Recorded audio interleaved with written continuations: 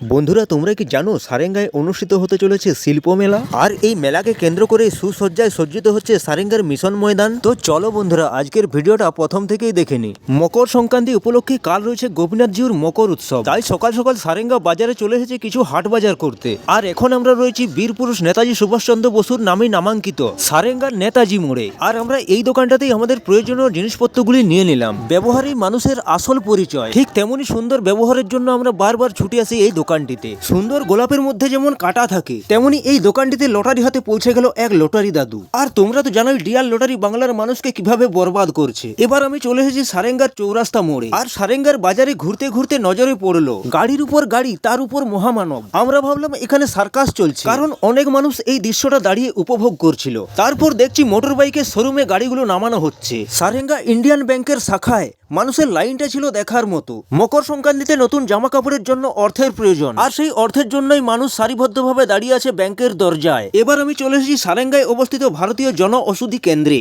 অর্থাৎ সরকারি ঔষধ দোকানে।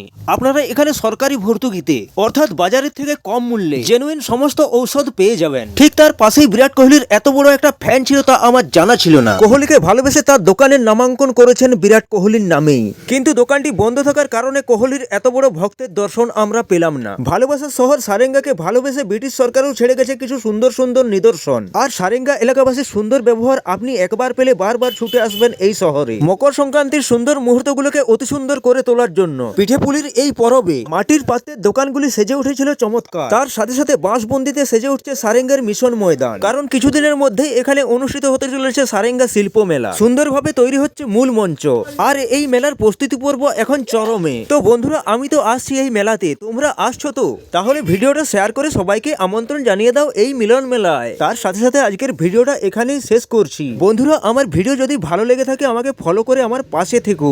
আজকের মতো টাটা।